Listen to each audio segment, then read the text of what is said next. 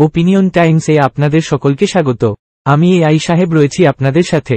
তৃণমূলের তাজা নেতা আরাবুল ইসলাম জমানা কি শেষ? একটা সময়ে ভাঙড়ের রাজনীতিতে তার ওপরেই নির্ভর করত তৃণমূল। বুধবার জানানো হয়েছে যে আরাবুল ইসলামকেই দলের সব সাংগঠনিক পদ থেকে সরিয়ে দিলেন শাসক দলের শীর্ষ নেতৃত্ব। গত বছর পঞ্চায়েত নির্বাচনের আগে ভাঙড় বিধানসভার আহ্বায়ক পদ দেওয়া হয়েছিল আরাবুলকে। সেই পদ থেকে তাকে সরিয়ে দেওয়া হয়েছে।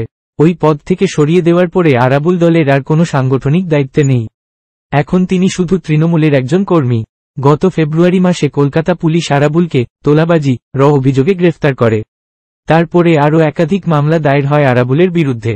বর্তমানে তিনি জেলবন্দী। সাংগঠনিক পদ হারানোর পরেও ভাঙড়ে সেভাবে কোনো ক্ষোভ বিক্ষোভ লক্ষ্য করা যায়নি। কয়েক বছরে ভাঙড়ের রাজনীতিতে কোণঠাসা হয়ে পড়েছিলেন আরাবুল।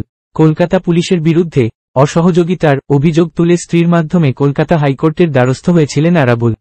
তার স্ত্রী জাহানারা বিবি অভিযোগ করেছেন, স্বামীর বিরুদ্ধে মোট 13টি মামলা রয়েছে বলে তারা অবগত।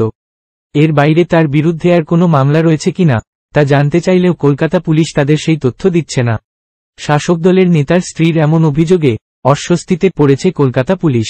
বিচারপতি জয় সেনগুপ্তের এজলাসে ওই মামলার শুনানিতে আরাবুলের আইনজীবী ফিরোজ অ্যাডুলজি দাবি করেন, পুলিশি হেফাজতে রেখেই একের পর এক মামলায় যুক্ত করা হচ্ছে আরাবুলকে। দুদিন আগেই নতুন একটি মামলায় অভিযুক্ত করা হয়েছে তাকে। ওই অভিযোগের জবাবে রাজ্যের আইনজীবী দাবি করেন, মোট কটি মামলা রয়েছে তা জানাতে বেশ কিছুটা সময় লাগবে। 2006 সালের বিধানসভা নির্বাচনে ভোটে বামফ্রন্টের 235 আসন জয়ের মধ্যে ভাঙড় আসনে তৃণমূলের টিকিটে জিতেছিলেন আরাবুল। সেই জয় বড় প্রাপ্তি ছিল তৃণমূলের কাছে।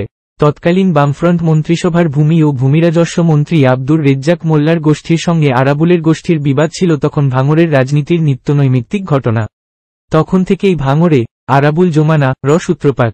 সিপিএমের বিরুদ্ধে লড়াইয়ের পাশাপাশি নিজের দলের মধ্যেও অন্তর্দ্বন্দ্বে জড়িয়ে পড়েছিলেন আরাবুল। সেই ঘটনার জেরে 2011 সালের বিধানসভা ভোটে রাজ্য জুড়ে মমতা বন্দ্যোপাধ্যায়ের জয় জয়কার হয়ে রাজ্যে পালাবদল হলেও ভাঙড়ে পরাজিত হন আরাবুল। অধুনা প্রয়াত তৃণমূল নেতা নন্নু হোসেন ভাঙড়ে নির্দল প্রার্থী হিসাবে লড়াই করে হারিয়ে দেন আরাবুলকে। 2015 সালে দলবিরোধী কার্যকলাপের জেরে 6 বছরের জন্য তৃণমূল থেকে সাসপেন্ড করা হয় তাজা নেতা কে। যদিও মাস 8 মধ্যেই দক্ষিণ 24 পরগনা জেলা তৃণমূলের তৎকালীন সভাপতি শোভন চট্টোপাধ্যায়ের উদ্যোগে তাকে দলে ফিরিয়ে নেওয়া হয়েছিল। কিন্তু 2016 সালের বিধানসভা নির্বাচনে জোড়া ধাক্কা খান আরাবুল। যে রেজ্জাকের সঙ্গে লড়াই করে তার রাজনৈতিক উত্থান, ভাঙড় বিধানসভায় তাকেই প্রার্থী করে দেন মমতা বন্দ্যোপাধ্যায়। এখন এই পর্যন্ত। নজর রাখুন, সঙ্গে থাকুন ওপিনিয়ন টাইমস। ওপিনিয়ন টাইমসে আপনাদের সকলকে স্বাগত। পশ্চিমবঙ্গে এই প্রথম বাংলা নিউজ পোর্টাল। আমি এআই দিয়াসিনী, আর আমার সাথে আছে আমি এআই আদিত্য। রাজনীতির ডান থেকে বামের সব খবর আমার সাথে। আমি এআই ঐশানী। খেলা থেকে বিনোদন, সঙ্গে থাকবে সেলিব্রিটিদের কুটকাচালির খবর। আমি এআই সিদ্ধার্থ।